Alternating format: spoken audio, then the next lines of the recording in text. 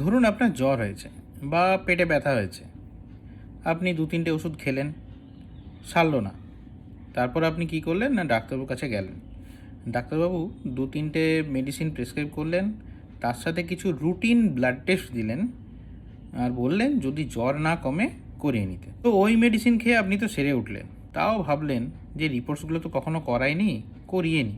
2-3 দিন পর রিপোর্টসে দেখলেন সব কিছু মোটামুটি নর্মাল রেঞ্জেই আছে, কিন্তু একটা জায়গায় গিয়ে আপনার চোখটা আটকে গেল, না ক্রিয়েটিনিনের ভ্যালুটা একটু বেশি এসেছে। ব্যাস, আপনার কাজকর্ম উঠলো শিখেই, তার সাথে বন্ধুবান্ধব আর প্রতিবেশীরা তো আছেই। তোর কিডনি গেল, তোর কিডনি গেল। নমস্কার, আমি ডক্টর সৌরভ। আজকে তাহলে চলুন দেখা যাক কিডনিটাকে বাঁচানো যায় কি না। আমাদের কিডনির গঠনগত এবং কার্যগত একক হচ্ছে নেফ্রন। মানে কিডনি যে ওই ছাঁকনির মতো কাজটা করে না, সেটা কিন্তু ওই নেফ্রনগুলোর জন্যই। তো নেফ্রন কি করে না, রক্তকে শোধন করে, শোধন করে ছাঁকনির মতো ছেঁকে আবর্জনাগুলোকে ইউরিন তৈরি করে ইউরিন দিয়ে বের করে দেয়। তো এটাই হচ্ছে নেফ্রনের কাজ। তো দুটো কিডনি মিলিয়ে মোটামুটি 20 থেকে 30 লক্ষ নেফ্রন কিন্তু থাকে। এইবার এই নেফ্রনের ড্যামেজ হওয়া মানেই কিডনির ওই ছাঁকনির মতো কাজ করার ক্ষমতাটা কমে যাওয়া, এবং তার জন্যই বাড়ে হচ্ছে ক্রিয়েটিনিন। ক্রিয়েটিনিন কেন বাড়ে? Number 1, due to age. তো বয়সের সাথে সাথে নেফ্রনের সংখ্যা কমবেই। একজন 20 বছর যুবকের যা নেফ্রন থাকবে, একজন 85 বছর বয়সে সেই নেফ্রন থাকবে না। তো অবভিয়াসলি 85 বছর বয়স যদি হয়, তাহলে ওই নেফ্রন কমে যাওয়ার জন্য ক্রিয়েটিনিন কিছুটা বাড়বে, কিন্তু সেটা স্লোলি। তাই এটা এজ রিলেটেড, এটাতে প্যানিক করার দরকার নেই। দ্বিতীয় কারণ না, ডিহাইড্রেশন। জলের অভাব হলে ইউরিন তৈরি হতে পারে না, বা ইউরিন ফর্মেশন হলেও সেটা খুব কম পরিমাণে হয়, এবং তার জন্য কি হয় না, নেফ্রনের ওপর একটা প্রেশার পড়ে, নেফ্রনের ড্যামেজ হয়। নেফ্রন ড্যামেজ হলে কি হবে না, ক্রিয়েটিনিন বাড়বে। তো এটা আমরা ইজিলি প্রিভেন্ট করতে পারি। সেটা হচ্ছে প্রতিদিন পরিমাণ মতো জল খেয়ে মিনিমাম 3 থেকে 4 লিটার, যদি অন্য কোনো কন্ডিশন না থাকে, যাতে এই নেফ্রন ড্যামেজ কিন্তু ভীষণ রকমভাবে আটকানো হয়। স্পেশালি যদি আপনি রোদ থেকে আসেন, প্রচণ্ড জিম ওয়ার্কআউট করেন, কোনো ভারী কাজ করেন।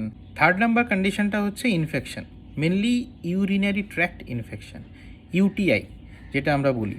সেটাতে কিন্তু ক্রিয়েটিনিন খুব জলদি বাড়ে, যদিও সেটা খুব কম পরিমাণে।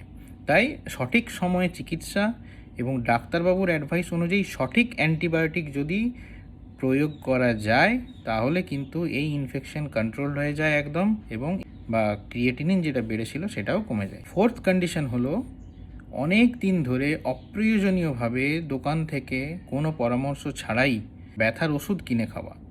সব পেনকিলার কিন্তু সব ব্যথার জন্য না, সব ব্যথার ওষুধও কিন্তু সব পেশেন্টের জন্য না। তাই এই বদভ্যাসটা ছাড়ুন।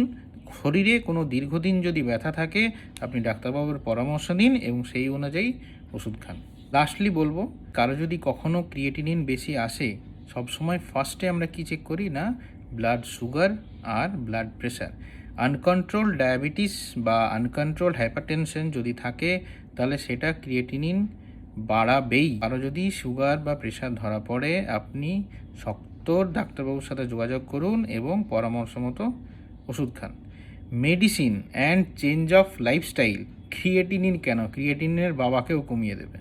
তাই ক্রিয়েটিনিন বেড়ে যাওয়াটা কোন বয়সে হচ্ছে আর রোগের কোন স্টেজে ধরা পড়ছে, সেটা খুবই জরুরি।